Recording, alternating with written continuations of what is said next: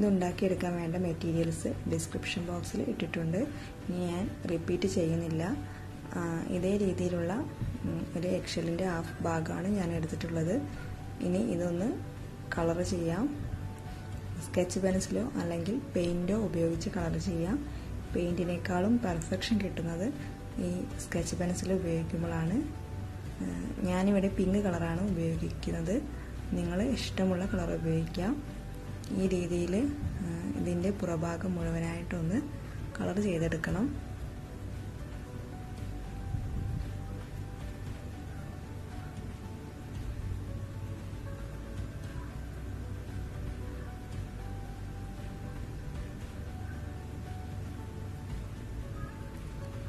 ഇനി ഇത് correct round shape അല്ല, അപ്പോൾ ഒന്ന് റൗണ്ട് ആക്കിയെടുക്കാം. എന്തായാലും പെർഫെക്റ്റ് ആയിട്ട് കിട്ടത്തില്ല, എങ്കിലും കുറച്ച് ഒന്ന് റൗണ്ട് ആക്കിയെടുക്കാം.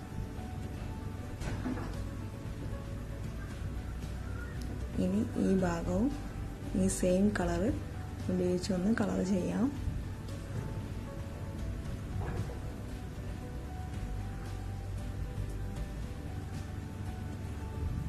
ഇനി ഇതിൻ്റെ സെൻറ്ററിൽ നിന്ന് ഇതേ രീതിയിൽ കുറച്ച് ലൈൻസ് വരയ്ക്കാം.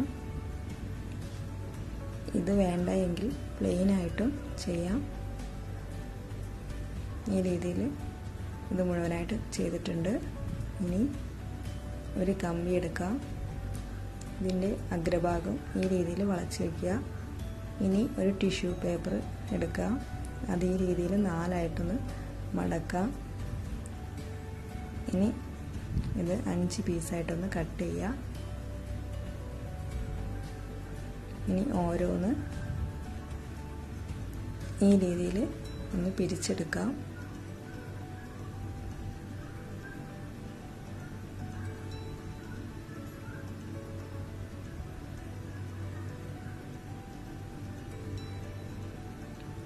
അഞ്ചും പിരിച്ചെടുത്തിട്ടുണ്ട്. ഇനി പശ വെച്ച് ഒന്ന് പിരിച്ചെടുക്കാം.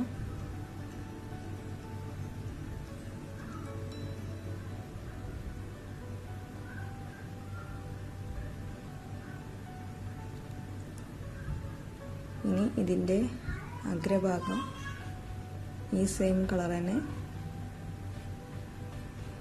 ചെയ്തു കൊടുക്കാം.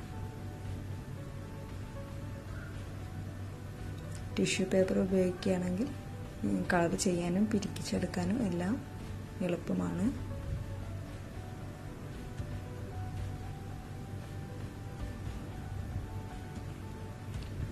ഇത് മുഴുവനായിട്ട് കളർ ചെയ്തിട്ടുണ്ട്. ഇനി ഇത് ഈ കമ്പിയിലോട്ട് വച്ചു കൊടുക്കാം.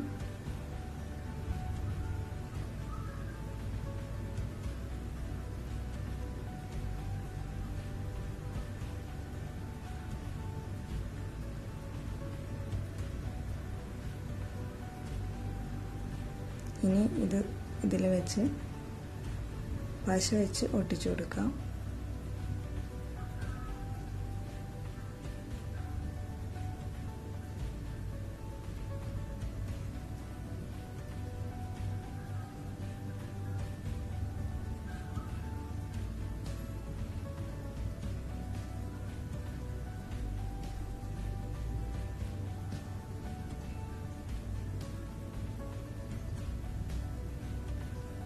ഇനി കളർ ചെയ്ത ഭാഗം പശ വെച്ചൊന്ന് കവർ ചെയ്ത് കൊടുക്കാം.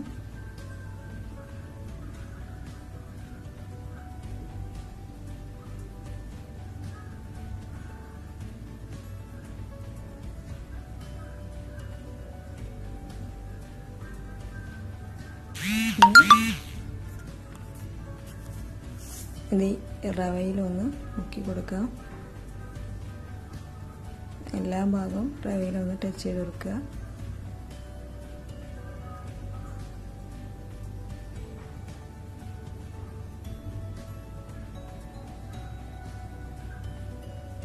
ഇനി ഈ കമ്പി ഗ്രീൻ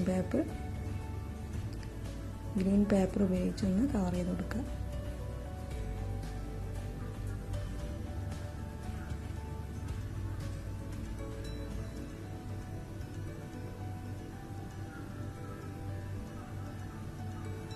കുറച്ച് കട്ടിയിലാണ് ഞാൻ കവർ ചെയ്തെടുക്കുന്നത്.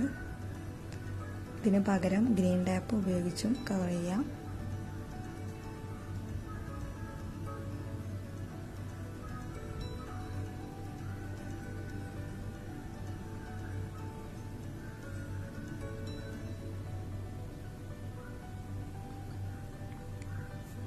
ഇനി ഒരു ഷാർപ്പായിട്ടുള്ള എന്തെങ്കിലും ഉപയോഗിച്ച് ഈ എഗ്ഷെല്ലിൻ്റെ സെൻറ്ററിലായിട്ടൊരു ഹോൾ ഉണ്ടാക്കണം. ഞാനിവിടെ ആണിയാണ് ഉപയോഗിച്ചിട്ടുള്ളത്. ഈ രീതിയിൽ ചെറിയൊരു ഹോൾ ഉണ്ടാക്കി ഇതിൻ്റെ സൈസ് ഒന്ന് കൂട്ടി കൊടുക്കാം.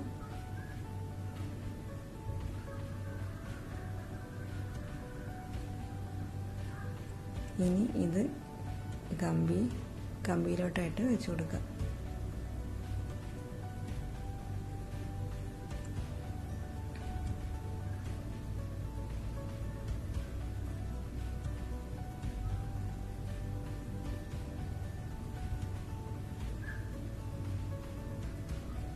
ഇനി ഈ കമ്പിയിൽ കുറച്ച് പശ വെച്ച് ഈ എഗ്ഷെല്ല് അവിടെ ഒട്ടിച്ചു കൊടുക്കാം.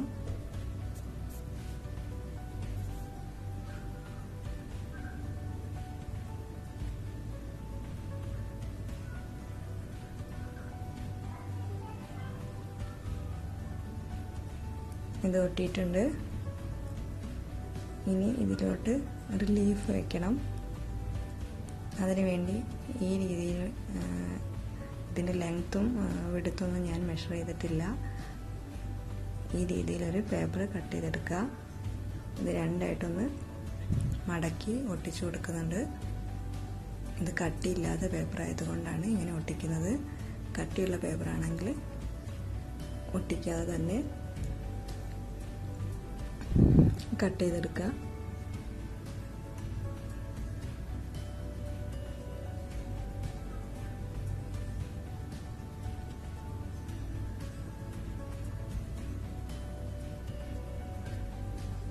ഒട്ടിച്ചെടുത്ത ശേഷം ഇതൊന്ന് ഷേപ്പ് ചെയ്തെടുക്കാം.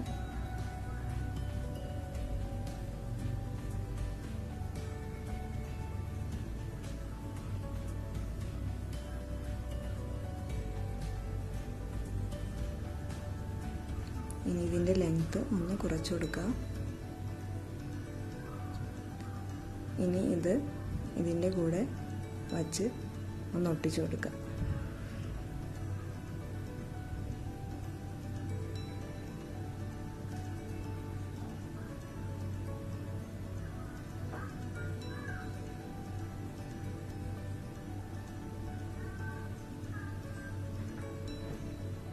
അപ്പോൾ നമ്മുടെ ഫ്ലവർ റെഡി ആയിട്ടുണ്ട്. ഈ രീതിയിൽ ഉണ്ടാക്കിയെടുത്തതാണ് ഇതെല്ലാം. ഇത് ഇഷ്ടമായാൽ ലൈക്ക് ചെയ്യുക, ഷെയർ ചെയ്യുക, സബ്സ്ക്രൈബ് ചെയ്യുക. Thank you.